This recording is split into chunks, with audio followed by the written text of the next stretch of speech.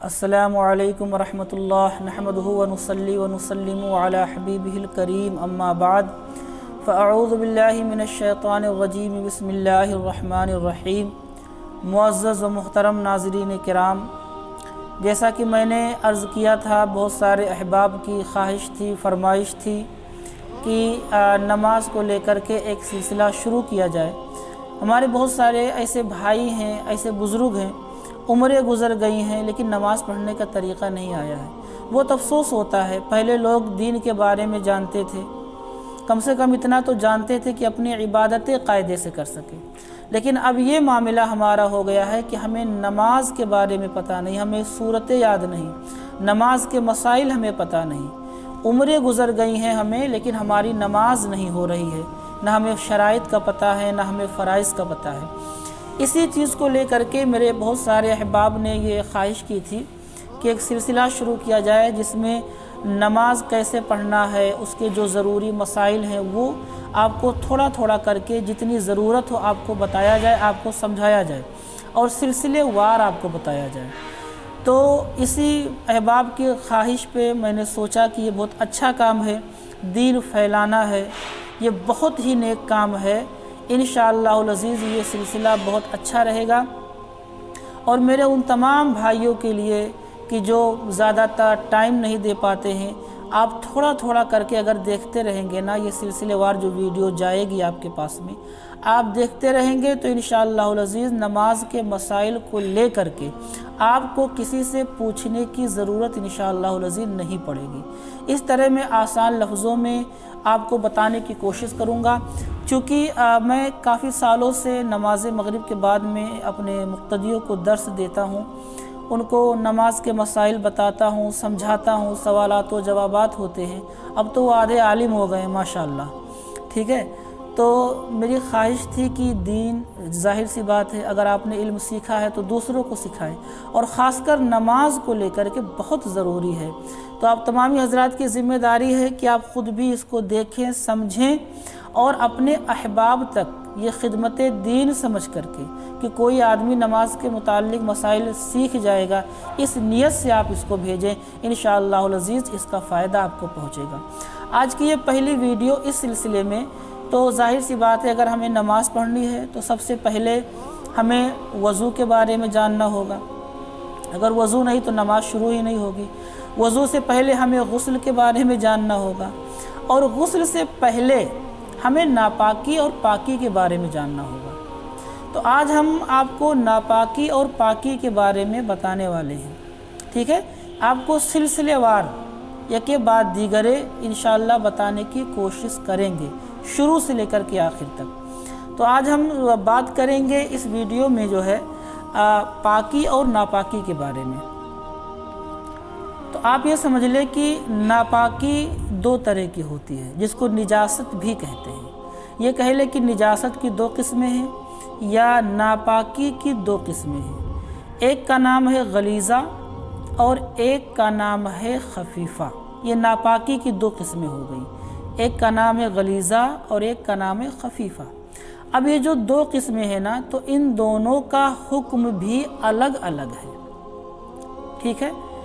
गलीज़ा का हुक्म सख्त है और खफीफ़ा का हुक्म उससे हल्का है, उससे कम है। अब सवाल फिर पैदा होता है कि गलीज़ा किसको कहते हैं, उसका हुक्म क्या है, खफीफ़ा किसको कहते हैं, उसका हुक्म क्या है, और गलीज़ा अगर कपड़े में या बदन में लग जाए तो कैसे पाक किया जाएगा, और वो नापाकी जो खफीफ़ा कही जाती है, जो हल्की है, वो अगर बदन या कपड़े में लग जाए तो बदन या कपड़े को कैसे पाक करेंगे। पाक करने का तरीक़ा भी अलग अलग है। हम तो ये समझते हैं ना कि बस जिस तरह हमारा दिल चाहे हम नहा लें, हम गुस्ल कर लें, निजासत की जैसी किस्में हैं ना, इसी तरह उसके पाक करने का तरीक़ा भी अलग अलग है।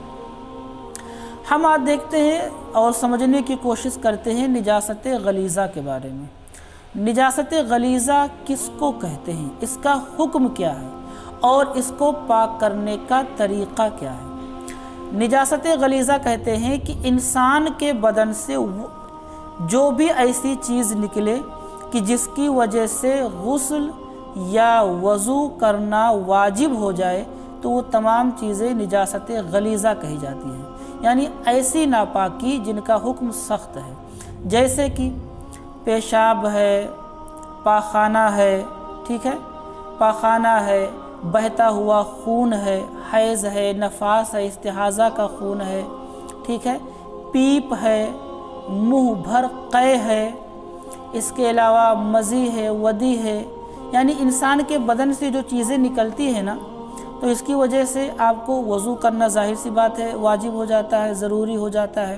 خون بہہ کر کے نکلا تو اس سے بھی وضو کا معاملہ آ جایا کرتا ہے، یا منہ بھر قے ہے اس سے بھی وضو کا معاملہ آ جاتا ہے، مزی یا ودی کا معاملہ ہے اس سے بھی وضو کرنا ہو جاتا ہے۔ تو ہر وہ چیز جو انسان کے بدن سے نکلے اور اس کے نکلنے کی وجہ سے یا تو غسل کرنا اس کے اوپر واجب ہو جائے یا وضو کرنا اس کے اوپر واجب ہو جائے، ایسی چیزوں کو غلیظہ کہتے ہیں، یعنی نجاست غلیظہ کہی جاتی ہے۔ یہ تو انسان کو لے کر کے ہے، ٹھیک ہے۔ اسی طرح جانوروں میں بھی وہ جانور جن کا گوشت کھانا حرام ہے، کتا ہے، شیر ہے، گیدڑ ہے، گدھا ہے، ٹھیک ہے، ان کا پیشاب اور ان کا پاخانہ دونوں نجاست غلیظہ ہے، ٹھیک ہے۔ اسی طرح وہ جانور جن کا گوشت کھانا حلال ہے، جائز ہے، ان کا گوبر، لید گوبر تو نجاست غلیظہ ہے، لیکن ان کا پیشاب نجاست خفیفہ ہے، جیسے بکری ہے، گائے ہے، بھینس ہے، ٹھیک ہے۔ تو ان کا فقط گوبر جو ہے، مینگنی ان کی، یہ نجاست غلیظہ ہوگی، یعنی بڑی نجاست، بڑی ناپاکی، لیکن ان کا پیشاب جو ہے وہ نجاست خفیفہ ہوگا، ہلکی نجاست، ٹھیک ہے۔ تو آپ نے نجاست غلیظہ کو سمجھ لیا کہ جس کا حکم سخت ہے۔ دوسری بات آپ نے یہ سمجھ لیا کہ نجاست غلیظہ کہتے کس کو ہیں۔ انسان کے بارے میں میں نے بتایا، جانوروں کے بارے میں بھی میں نے بتایا، ٹھیک ہے۔ اب اس کا حکم کیا ہے، یہ کتنا لگ جائے تو کیسے پاک کریں گے۔ نجاست غلیظہ کا معاملہ یہ ہے کہ اگر یہ 1 روپے کا جو سکہ آتا نا، 1 روپے کی مقدار سے زیادہ لگ جائے بدن میں یا کپڑے میں، 1 روپے کی مقدار سے زیادہ، یعنی 1 روپیہ جتنا بڑا ہوتا نا، اس سے زیادہ دور میں یہ کپڑے میں یا بدن میں لگ جائے تو پاک کرنا فرض ہے۔ اگر آپ بغیر پاک کیے نماز پڑھیں گے تو آپ کی نماز نہیں ہوگی۔ اور اگر 1 روپے کے برابر ہو، یعنی جتنا بڑا 1 روپیہ ہوتا ہے، اگر اتنے ہی دور میں نجاست غلیظہ لگی ہوئی ہے، لید گوبر وغیرہ، تو پاک کرنا واجب ہے، ٹھیک ہے۔ اگر آپ نماز پڑھ لیں گے تو اس نماز کا دوبارہ پڑھنا واجب ہے۔ اور اگر 1 روپے کی مقدار سے کم لگا ہوا ہے تو پاک کرنا سنت ہے، ٹھیک ہے۔ 1 روپے کی جو حد ہے، جتنا بڑا ہے، اس سے زیادہ تو پاک کرنا فرض ہے۔ 1 روپے کی مقدار میں لگا ہے تو پاک کرنا واجب ہے، اور اس سے کم میں لگا ہے تو پاک کرنا یہ سنت ہے، ٹھیک ہے۔ اب یہ تو آپ نے سمجھ لیا اس کا حکم، فرض، واجب، سنت۔ اب اس کے پاک کرنے کا معاملہ کیا ہے۔ نجاست غلیظہ یہ جو ہے نا، اس کے پاک کرنے کا طریقہ یہ ہے کہ اگر کپڑے میں لگ جائے، کسی کپڑے میں، تو اس طرح اس کو دھویا جائے کہ وہ کپڑے میں اس کا اثر نہ دکھے، وہ کپڑے سے بالکل صاف ہو جائے۔ لیکن بہت ساری نجاستیں جیسے گوبر ہے یا کوئی اور ایسی نجاست غلیظہ ہے، وہ کپڑے میں لگ جاتی ہے، آپ اس کو دھلے تو وہ تو وہاں سے چلا جاتا نا، لیکن اس کا رنگ کپڑے میں رہ جاتا ہے۔ تو اب کیا کریں گے؟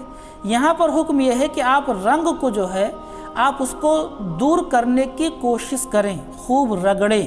اگر اس کا رنگ بھی ختم ہو جاتا ہے تو ٹھیک ہے، اور اگر محنت کے بعد بھی اس کا رنگ دور نہیں ہو رہا ہے تو آپ کا کپڑا پاک ہے، آپ نماز پڑھ سکتے ہیں، زیادہ پریشان ہونے کی ضرورت نہیں ہے۔ تو یہ نجاست غلیظہ کا معاملہ تھا جس کا حکم سخت ہے۔ میں نے بتایا کہ کس کو نجاست غلیظہ کہتے ہیں، پھر اس کا حکم کیا ہے، پھر اس کو پاک کیسے کریں گے۔ کپڑے یا بدن میں لگ جائیں، بس آپ دھل دیں کہ پھر وہ دکھائی نہ پڑے کپڑے یا بدن سے۔ اگر اس کا رنگ آ گیا ہے، اس کو بھی چھڑانے کی کوشش کریں، اور اگر نہیں چھوٹ رہا تو پریشان ہونے کی ضرورت نہیں ہے۔ تو ناپاکی کی یہ پہلی قسم تھی جس کو نجاست غلیظہ کہا جاتا ہے۔